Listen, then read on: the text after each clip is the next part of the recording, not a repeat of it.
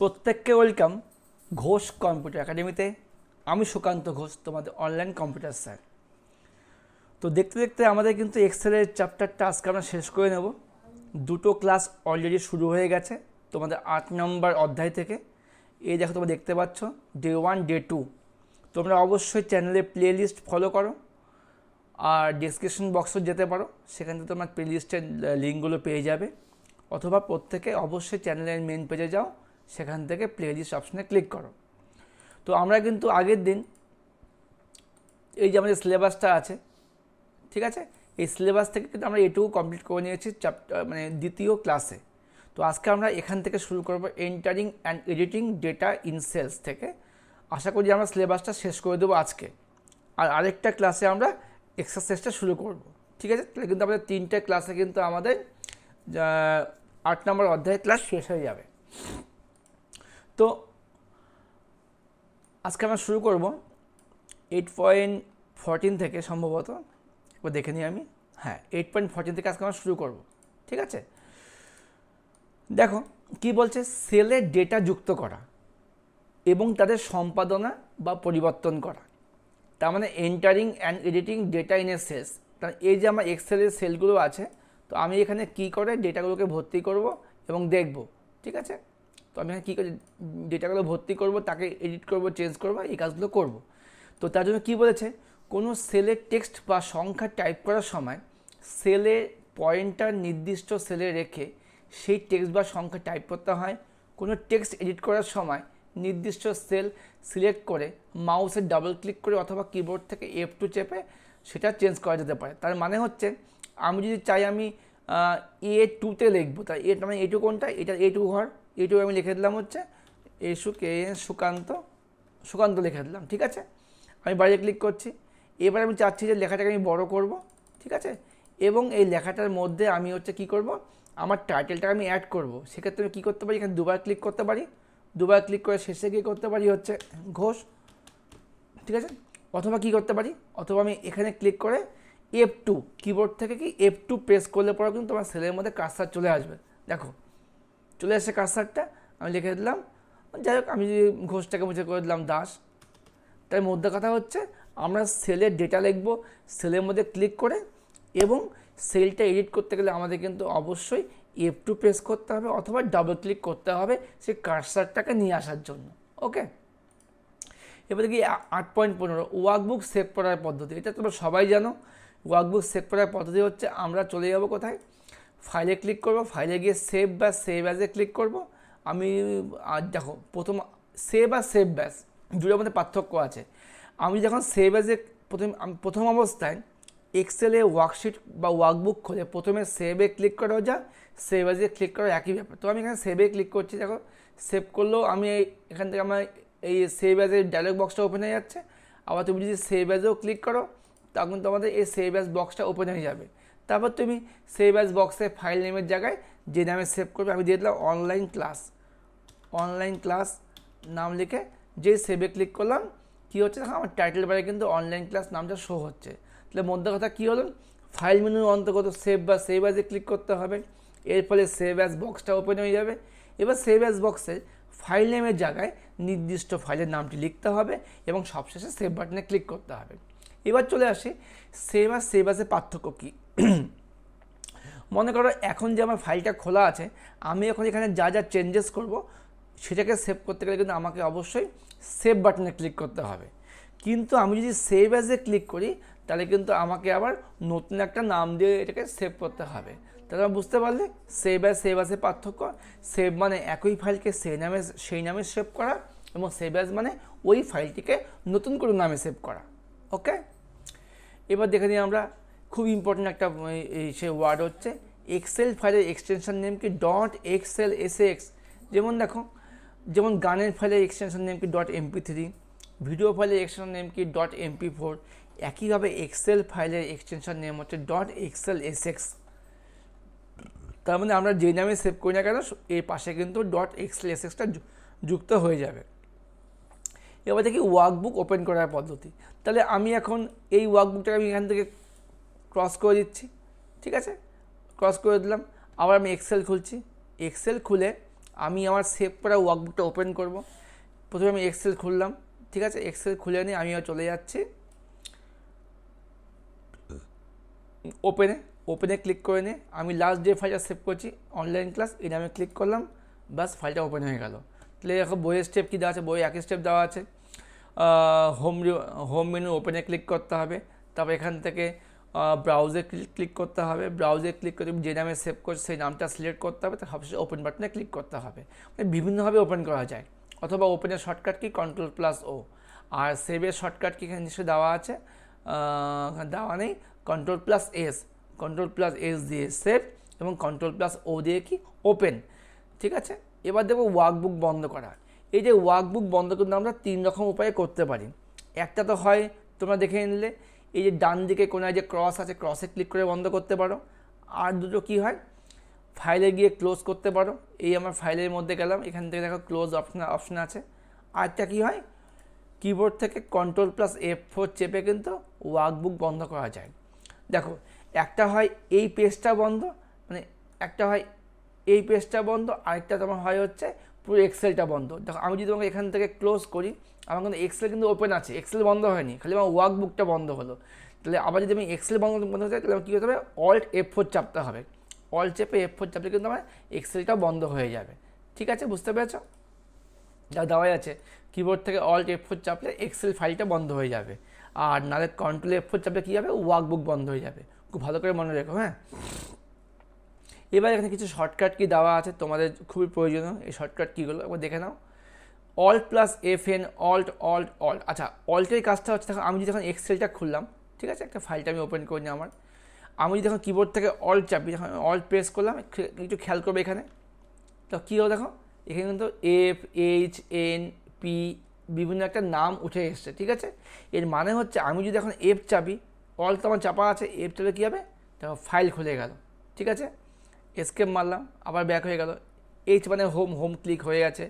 আমি যেভাবে আমি হেল্পটা খুলবো ওয়াই, তাহলে ওয়াই চাপলাম, তো হেল্প মেনু খুলে গেল। তো অল চেপে কিন্তু আমরা বিভিন্ন ধরনের শর্টকাট কীগুলো কিবোর্ড থেকে কাজ করতে পারি। দেখো কী বলছে, যেমন Alt+Fn চাপলে কী হবে, নতুন ওয়ার্কবুক পাওয়া যাবে। মানে Alt+F for file, N for new. Alt+F মানে ফাইলে গিয়ে ওপেন হয়ে যাবে। Alt+Fs সেভের শর্টকাট এটা। Alt+Fa save as a shortcut. Alt+Fp print করার শর্টকাট। Alt+Fc ওয়ার্কবুক ক্লোজ করার শর্টকাট। Alt+Fx পুরো এক্সেলটি বন্ধ করার শর্টকাট। তাহলে F ফর ফাইল, সব ফাইলের কাজই দেওয়া আছে। N for new, O for open, S for save, A for save as, P for print, C for close, আর X ফর ক্রস। পুরো এক্সেলটাই বন্ধ। এবার দেখি 8.18 কী বলেছে, এক্সেলের ডেটা এবং টেবিলের সাথে কাজ করা। আমি ডেটা আর টেবিল নিয়ে কী করে কাজ করব। এক্সেল ওয়ার্কশিটে ডেটার উপর ভিত্তি করে সমস্ত কাজ করা হয়, আমরা জানি এটা। ডেটা ছাড়া এক্সেলে কোনো কাজ করা সম্ভব নয়, অবশ্যই সম্ভব নয়। এক্সেলে 3 ধরনের ডেটা প্রবেশ করানো যায়, text data, number data, formula data. Text হলো বিভিন্ন আলফাবেট A থেকে Z পর্যন্ত সংখ্যা হলো 0 থেকে 9, এবং ফর্মুলা হলো বিভিন্ন সূত্র যেগুলি আমাদের ফলাফল প্রকাশ করতে সাহায্য করে। তাহলে এক্সেলে কিন্তু আমরা 3 ধরনের ডেটা ইনসার্ট করতে পারি, টেক্সট, নাম্বার এবং ফর্মুলা, ঠিক আছে।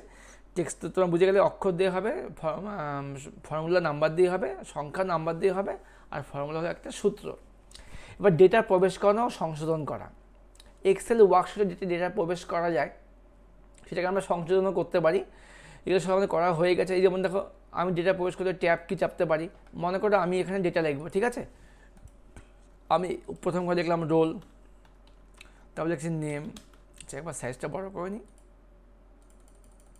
দেখো আমি যে এক ঘর থেকে আরেক ঘর যাচ্ছি, কী করে যাচ্ছি, ট্যাব চেপে যাচ্ছি। তারপর লিখে দিলাম ক্লাস, তারপর লিখে দিলাম সেকশন, ঠিক আছে। নিচে আসলাম, রোল দিচ্ছি 1 2 3 4 5, ঠিক আছে। নাম দিয়ে দিলাম শুভ, সোমা, সুমিত, সুকান্ত, সুমন, ঠিক আছে। তাহলে আমরা কিন্তু ট্যাব চেপে কিন্তু কাজ করতে পারি। আর কি বলছে পরেরটা, ডেটা প্রবেশ করানো হয়ে গেল। ডেটা সম্পাদন করা, আমার যদি কোনো কিছু এডিট করতে হয়, তোমরা একটু আগে দেখলে 2বার ক্লিক করে আমি এডিট করতে পারি, ঠিক আছে। অথবা কি F2 চেপে এডিট করতে পারি, F2 প্রেস করে করতে পারি, হয়ে গেল। লাইন ব্রেক বা টেক্সট টাইপ করা। দেখো অল্টার এন্টার চেপে কিন্তু আমরা লাইন ব্রেক করতে পারি। মানে হচ্ছে আমি যদি চাই এখানে রোলের নিচে লিখবো নাম্বার, সেক্ষেত্রে কী করবো, যখন আমি টাইপ করবো আমি টাইপ করতে করতে অল্ট চেপে এন্টার চাপবো।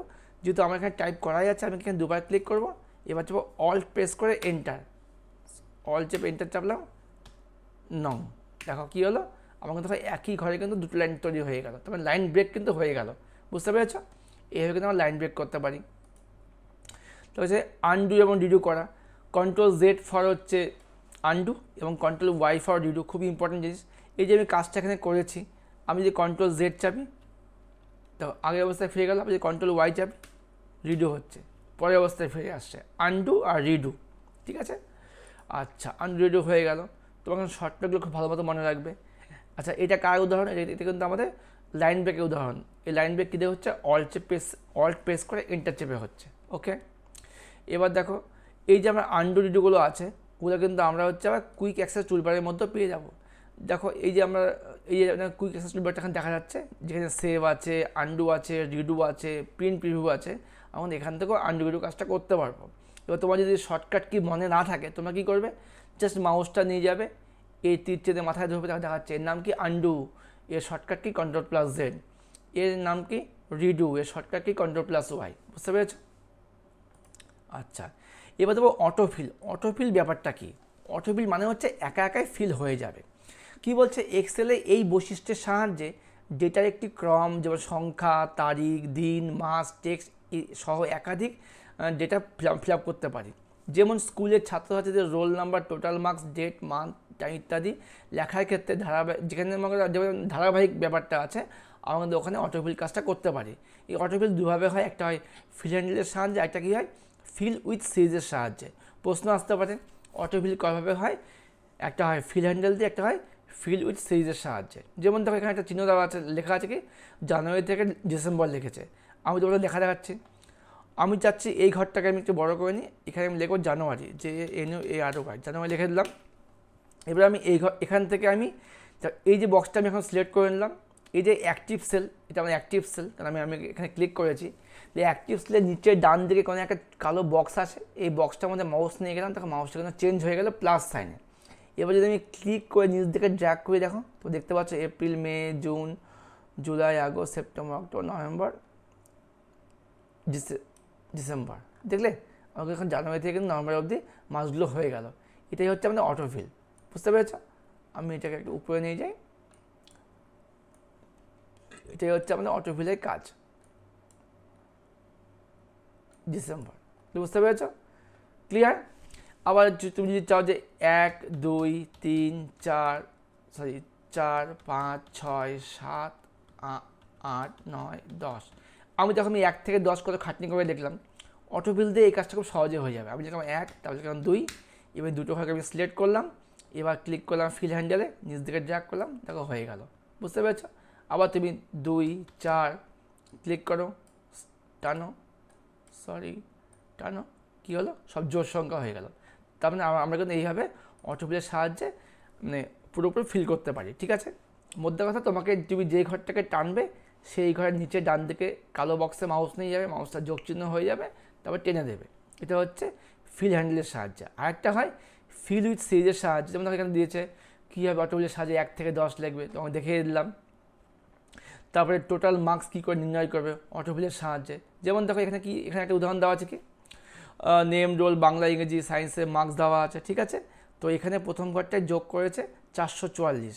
আচ্ছা, আমি তোমাকে একবার করে দেখাচ্ছি। হ্যাঁ, আচ্ছা, আমি এই ঘরটাকে একটু মুছে দিই, এখানে মুছে দিলাম। ঠিক আছে? আমি এখানে এখন কিছু মার্কশিট বানাবো, দেখলাম বেঙ্গলি, ইংলিশ, ম্যাথ। ঠিক আছে? আমি এই 3টা ঘরকে নিয়ে করছি কাজ, খুব মন দিয়ে দেখবো। আমি এদের মার্কস দিয়ে দিলাম ক্লাস X, প্রত্যেকের ক্লাস হবে 5।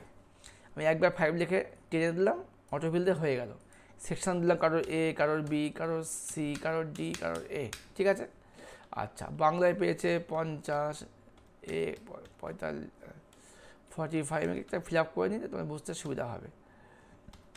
ঠিক আছে? আবার ইংলিশে পেয়েছে 80, 75, 40, 30, 31। ঠিক আছে? আবার এ পেয়েছে 75, 70, 60, 50, 21। ঠিক আছে? আমি এবার মার্কস এন্টার করে নিলাম। আমি এবার এখানে যোগ করব, ঠিক আছে, লিখে দিলাম টোটাল অল্ট এন্টার দিয়ে মার্কস। তাহলে যোগের সূত্র কি, ইকুয়াল টু এই ঘরটা যোগ এই ঘরটা যোগ এই ঘরটা। তাহলে আমি যোগ কার করলাম, G2, সরি একবার একটু ভুল হয়ে গেল, একবার দেখে নাও, একটু ভুল হয়ে গেছে, এটা এটা এটা দেখো এখানে কিন্তু আমরা যোগ করেছি 52, 80 আর 75। তো 52 মানে কিন্তু E2, ই কলামের 2 নম্বর ঘর, 80 মানে কিন্তু আমরা F2, আর 75 মানে কিন্তু আমরা G2 মারলাম এন্টার, আমার কিন্তু ফর্মুলাতে যোগ হয়ে গেল। এটা হলো আমাদের ফর্মুলা। এবার যদি আমি দেখো আমি একবার সবগুলো যোগ করতে আমার সময় বেশি লাগবে, তো আমি এবার কী করব, এই যোগফলটা নিচে গিয়ে ক্লিক করলাম, ফিল্ডারে ড্র্যাগ করে নিচ দিকে ড্র্যাগ করলাম, দেখো আমার কিন্তু সবগুলো আসলে যোগফল হয়ে গেল। তোমরা যদি এবার খেয়াল করে দেখো আমি যেখানে দুবার ক্লিক করি E2 F2 G2 মারলাম এন্টার, এখানে দুবার ক্লিক করছি E3 F3 G3, এখানে করছি E4 F4 G4। তার মানে একটা ফর্মুলা লেখার পর আমি যদি অটোফিলের সাহায্যে কিন্তু আমি খুব সহজে এটাকে কপি করে নিতে পারি। ওকে, বুঝে গেলে, এটাও হয়ে গেল, এটাও হয়ে গেল। এবার দেখো ফিল উইথ সিরিজ দিয়ে কিন্তু আমরা কীভাবে এই কাজটা করতে পারি, যেটা আমরা অটোফিলে করলাম ওটা আবার কী করবো, ফিল উইথ সিরিজ দিয়ে করবো, ঠিক আছে, দেখে নাও। তো আমি যদি চাই যে আমি 1 থেকে 10 লিখবো, ওটা আমি ফিল উইথ সিরিজ দিয়ে কী করতে হবে, আমাকে প্রথমে যে কোনো একটা আসলে 1 টাইপ করতে হবে, তারপরে A1 থেকে A10 অবধি আমাকে সিলেক্ট করতে হবে। এবার হোম রিবনে এডিটিং কমান্ড গ্রুপে ফিল বাটনে ক্লিক করে, আচ্ছা আমি কাজটা করি, মনে করো আমি এখানে 1 থেকে 10 লিখবো, 1 লিখলাম, 2 লিখলাম, ঠিক আছে, আমি ঘরটাকে আমি সিলেক্ট করলাম, এই থেকে আমি এইটুকু সিলেক্ট করলাম, ঠিক আছে। এবার হোম রিবনের কোথায় ক্লিক করতে বললাম আমাদের, দেখি একবার দেখে নিই, হোম রিবনের এডিটিং কমান্ড গ্রুপে ফিল বাটনে, এডিটিং কমান্ড গ্রুপে ফিল বাটনে ক্লিক করলাম, এখান থেকে কী আছে সিরিজে ক্লিক করলাম। এবার আমি কোন দিকে যোগ করব, ঠিক আছে, এবার দেখে নিই, যে আমি সিরিজে ক্লিক করলাম, সিরিজ বক্সটা দেখা যাচ্ছে, আমি কলাম ওয়াইজ করব, লিনিয়ার করব, 1 থেকে 10, ঠিক আছে। তো আমি এখানে দিয়ে দিচ্ছি হচ্ছে, এবার দেখে নাও, 1 থেকে করবো আর স্টপ করবো হচ্ছে আমি 10 অবধি। ওকে ওকে, দেখো আমার কিন্তু আমি যেটুকু সিলেক্ট করেছি আমার কিন্তু ওইটুকুই এসছে। আমি যদি এখান থেকে আমাকে 6, 7, 8, 9, 10 এটুকু সিলেক্ট করতাম, আবার যদি দিতাম ফিলে গিয়ে সিরিজ 1 থেকে 10, ওকে, দেখুন আমার 1 থেকে 10ই আসতো। বুঝে গেলে, কিন্তু আমার সবচেয়ে সহজ হচ্ছে ফিল হ্যান্ডেল দিয়ে করাটা। ওকে, আচ্ছা এটা হয়ে গেল আমাদের। এবার দেখো জানুয়ারি থেকে ডিসেম্বর লেখা, মানে ফিল হ্যান্ডেলের সাহায্যে, মানে সিরিজের সাহায্যে একবার দেখে নিই আমরা। তো আমি এখানে লিখে দিলাম জানুয়ারি, জানুয়ারি, ঠিক আছে, লিখে আমি প্রথম 12টা ঘর সিলেক্ট করে নিলাম, চলে যাচ্ছি ফিলে গিয়ে সিরিজ 1 থেকে 12, ওকে, ওহো একবার দেখে নিই, আমি চলে যাচ্ছি, আমরা এডিটিং ফিল বাটনে ক্লিক করলাম, সিরিজে ক্লিক করে দেখা যাবে। এবার টাইপ অটোফিল এডিট বাটনে ক্লিক করতে, আচ্ছা আচ্ছা, এবার আমাকে এখানে কিন্তু করতে হবে কি, টাইপ অটোফিল বাটনে ক্লিক করতে হবে, সিরিজে যাচ্ছি লিনিয়ার, আচ্ছা টাইপ অটোফিল বাটনে ক্লিক করে ওখান থেকে আমাকে ক্লিক করতে হবে, অটোফিল এডিট বাটনে ক্লিক করতে হবে, অটোফিলে ক্লিক করতে হবে আমাকে, ওকে করলাম, দেখো আমার কিন্তু হয়ে গেল, জানুয়ারি থেকে নভেম্বর অবধি, ডিসেম্বর অবধি মাস হয়ে গেল। বুঝতে পেরেছ? আচ্ছা, কেউ বুঝতে না পারলে অবশ্যই ভিডিও পজ করে একবার ব্যাক করে নাও, অবশ্যই বুঝে যাবে। এবার দেখো ডেটা ভ্যালিডেশন জিনিসটা কী। সেলের ডেটা প্রবেশ করানোর ক্ষেত্রে ডেটা ভ্যালিডেশন টুলটি খুবই গুরুত্বপূর্ণ। এক্ষেত্রে আমরা কোনো কলামে হেডার বা ফিল্ডে একই রকম ডেটা বারবার এন্ট্রি করানোর জন্য এই টুলটি ইউজ করে থাকি।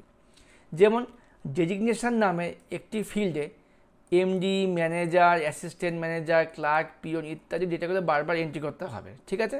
সেক্ষেত্রে উক্ত ফিল্ডের অন্তর্গত সেলগুলিতে পদবিগুলি বারবার টাইপ না করে ডাটা ভ্যালিডেশনের মাধ্যমে কিন্তু আমরা ওই একটা লিস্ট তৈরি করতে পারি। যেমন কি বলছে, প্রথমে ডেজিগনেশন ফিল্ডের নিচে লেখা সেল পয়েন্টটা স্থাপন করতে হবে, যেমন দেখো, আচ্ছা স্থাপন করতে হবে। এরপর ডেটা রিবনে ডেটা টুলসে অন্তর্গত ডেটা ভ্যালিডেশনে ক্লিক করলে, আচ্ছা তাহলে আমি এবার একটা কাজ করছি, আমি এখানে একটা কলাম ডিলিট করে দিচ্ছি, হ্যাঁ ডিলিট করে দিলাম, আমি এখানে লিখে দিলাম ডেজিগনেশন, লিখে দিলাম, ঠিক আছে। এবার আমাকে কি করতে বলছে, আমরা প্রথমে ফিল্ডের নিচে সেলে পয়েন্টার স্থাপন করতে হবে। আমি এবার নিচে পয়েন্টার স্থাপন করলাম, এবার কি বলছে, ডেটা রিবনের ডেটা টুলস কমান্ড গ্রুপে ডেটা ভ্যালিডেশনে ক্লিক করতে হবে। তাহলে ডেটা রিবনে ডেটা টুলস কমান্ড গ্রুপে ডাটা ভ্যালিডেশনে ক্লিক করতে হলো। ক্লিক করে ডেটা ভ্যালিডেশনে আমরা ক্লিক করলাম। এবার দেখো এখানে কী বলছে, বক্স দেখা যাবে। এবার অ্যালাওয়ের অন্তর্গত ড্রপডাউন লিস্টে লিস্ট অপশনে ক্লিক করতে হবে।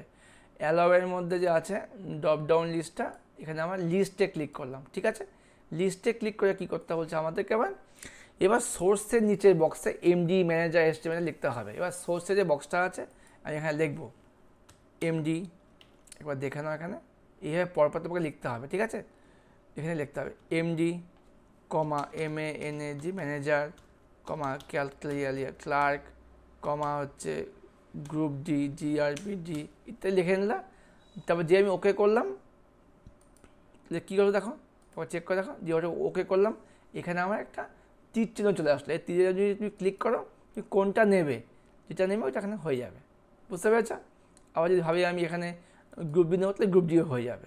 এটা হলো ডেটা ভ্যালিডেশন। আশা করি বুঝতে পেরেছ? আচ্ছা, এবার আমরা দেখে নিই হচ্ছে কপি ও পেস্ট। কপি পেস্ট আমরা সবাই জানি মোটামুটি। তো কপি পেস্ট আমাদের এখানে করতে হয় হোম রিবনে ক্লিপবোর্ড কমান্ড গ্রুপে কপিতে ক্লিক করে কপি করতে হয়। তারপর এটাকে বা কপি শর্টকাট Ctrl+C, তারপর এটাকে পেস্ট করতে হবে হোম রিবনে ক্লিপবোর্ড কমান্ড গ্রুপে পেস্টে ক্লিক করে অথবা Ctrl+V চেপে। একবার দেখে নাও, আমি যদি ভাবছি যে আমি এই নামের লিস্টটাকে এখানে কপি করে এখানে নিয়ে আসবো, তাহলে আমি প্রথমে নামটাকে সিলেক্ট করে নিলাম, হোম রিবনের ক্লিপবোর্ড কমান্ড গ্রুপে কপিতে ক্লিক করলাম, দেখো একটা ডট ডট সাইন হয়ে গেল। তারপর কী করবো, আমি যেখানে পেস্ট করবো এখানে নিয়ে আসলাম, আবার হোম রিবনের ক্লিপবোর্ডে পেস্টে ক্লিক করলাম, পেস্ট হয়ে গেল। এই কাজটাই আবার আমি কিন্তু কিবোর্ড থেকে করতে পারতাম, Ctrl+C দিয়ে কপি, যেখানে পেস্ট করবে ওখানে মাউস ক্লিক করে Ctrl+V দিয়ে পেস্ট। এই হলো কপি আর পেস্ট। বুঝতে পেরেছ? আচ্ছা, এবার ওয়ার্কবুকের মধ্যে ডেটা সরানো মানে কাট পেস্ট বা মুভ পেস্ট। মনে করো আমি চাচ্ছি যে এই লেখাটা এখানে হবে না, ঠিক আছে, এটাকে আমি সরিয়ে আনবো এখানে, তাহলে আমাকে এটাকে সিলেক্ট করতে হবে। এবার মাউসটাকে আমাকে বর্ডারের গায়ে নিয়ে যেতে হবে, তখন মাউসের সাইনটা এখানে একটা এরকম সাইন হয়ে যাবে, ফুল সাইন এসছে। এবার তুমি চেপে ধরে নিয়ে আসো নিচ থেকে, যেখানে ইচ্ছা নিয়ে যাও। আমি নিয়ে আসলাম এখানে, দেখো এখানে নাম চলে আসলো। আবার এখানে ধরলাম সাইডে, নিয়ে যাচ্ছি এখানে হয়ে গেল। তাহলে বইও তাই বলছে, সিলেক্ট করার পর এই চিহ্নটা আসবে, যদি তুমি ওই সিলেক্টের বর্ডারে গিয়ে ক্লিক করো, তারপর ওটাকে টেনে দিয়ে চলে আসতে হবে অন্য জায়গাতে। তাহলে আমি এটাকে মুভ করতে পারলাম, সরাতে পারলাম। তো মুভ করা যাক, কাট ও পেস্ট একই ব্যাপার। তো মুভে আমি খুব সহজে মাউস ধরে কাজটা করতে পারছি। আর কাট করলে কী হবে, সিলেক্ট করতে হবে, হোম রিবন থেকে কাটে ক্লিক করতে হবে, অথবা Ctrl+X, আমি Ctrl+X চাপলাম, তো এটা সিলেক্ট হয়ে গেল। আবার নিয়ে আসলাম আমি এখানে, Ctrl+V বা পেস্ট, একই ব্যাপার। কাট করলেও পেস্ট, কপি করলেও পেস্ট, কাটের শর্টকাট Ctrl+X, কপির শর্টকাট Ctrl+C, আর পেস্টের মানে কি Ctrl+V। এবার ডেটাকে খোঁজা, ডেটা আমি কী করে খুঁজব, ফাইন্ডার রিপ্লেস দিয়ে আমি ডেটা খুঁজতে পারি।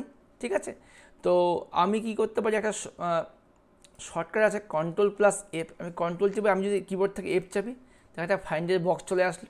ঠিক আছে, আমি যাচ্ছি আমি এখান থেকে সোমাকে খুঁজবো, লিখে দিলাম SOMA, যে আমি লিখে দিয়ে ফাইন্ড নেক্সট করলাম বা ফাইন্ড অল করলাম, দেখো আমাকে এখানে সোমা দেখিয়ে দিল। বুঝতে পারলে? দেখো আমাকে বলছে অনলাইন ক্লাস ফাইলটার মধ্যে শিট 1-এ আমাদের B3 সিলেক্ট আমার সোমা আছে, বা আমাকে এখানে একটা বক্স দিয়ে দেখিয়ে দিয়েছে। এই হলো ফাইন্ড করা। তো আমরা Ctrl চেপে S চেপে কিন্তু F চেপে Ctrl+F মানে ফাইন্ড করতে পারি। আবার যদি ভাবি আমি সোমাকে চেঞ্জ করে অন্য কোনো নাম লিখবো, তখন আমাকে কী করতে হবে, রিপ্লেস করতে হবে। মনে করো আমি এবার চাচ্ছি, আমি Ctrl চেপে F চাপলাম, চেপে রিপ্লেসে ক্লিক করলাম। আমি যাচ্ছি এবার সুকান্তকে, উপরে লিখে দিলাম সুকান্ত, যাকে আমি চেঞ্জ করবো, নিচে করে দিলাম হচ্ছে সুমন্ত। ঠিক আছে, এবার রিপ্লেস অল, দেখো আমাকে তো নাম চেঞ্জ হয়ে গেছে, ছিল সুকান্ত হয়ে গেল সুমন্ত। বুঝতে পেরেছ? আচ্ছা, তাহলে আমাদের হয়ে গেল। এখানে কিছু অপশান দেওয়া আছে, কোনো ডেটাকে সেট থেকে ডেটা অনুসন্ধানের ক্ষেত্রে যে ওয়াইল্ড কার্ড ইউজ করতে হয়। তো মনে করো আমার অনেক ডেটা আছে, আমি কারোর নাম SH দিয়ে শুরু বা কারোর নামের শেষে আছে SH বা কিছু, সেক্ষেত্রে তুমি কিন্তু এই কোশ্চেন মার্ক, স্টার, এই ড্যাশ, এই সাইনগুলো ইউজ করতে পারো, যাদেরকে বলা হয় হচ্ছে ওয়াইল্ড কার্ড ক্যারেক্টার। এগুলো ইউজ করে কিন্তু আমরা খুঁজতে পারি। ঠিক আছে, যেমন দেখো কী বলছে, আমরা যদি SR তারপর সুপার লিখি বা সাগর খুঁজে বের করে, তারপর কী বলছে SR, আচ্ছা আমি যদি এ স্টার আর লিখি তবে আমাকে এখানে সুপার খুঁজে বের করবে আর সাগর খুঁজে বের করবে। কেন বের করলো? তাহলে নামটা শুরু হবে এস দিয়ে এবং শেষ হবে আর দিয়ে, বুঝতে পারছো? এগুলো হচ্ছে ওয়াইল্ড কার্ড দিয়ে খোঁজা।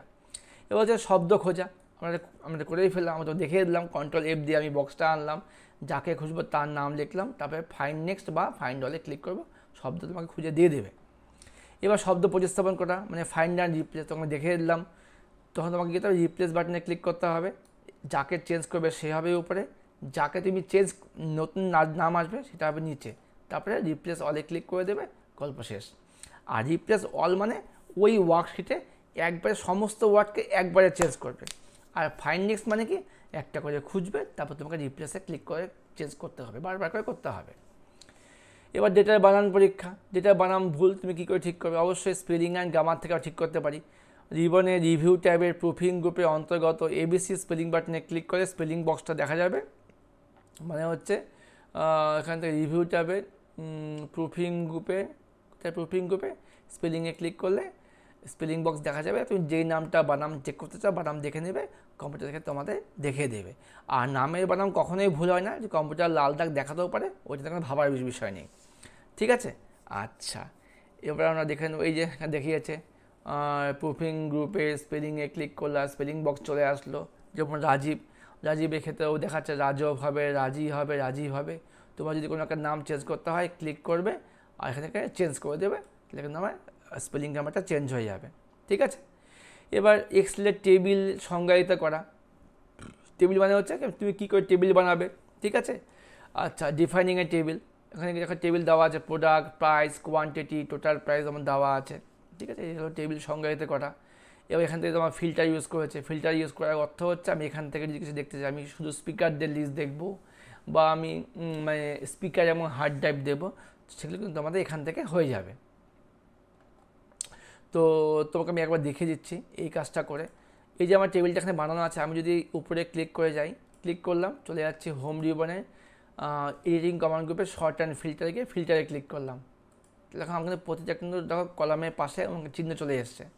আমি যদি চাই এবার আমি এই সেকশান থেকে আমি খালি এ সেকশনের রেকর্ড দেখব, চলে যাচ্ছি ফিল্টারে, সবগুলোকে আমি আনচেক করলাম, এ আর সি করলাম, ওকে তখন দেখো আমার এখানে এ এবং সি এ সমস্ত ডেটা দেখা যাচ্ছে।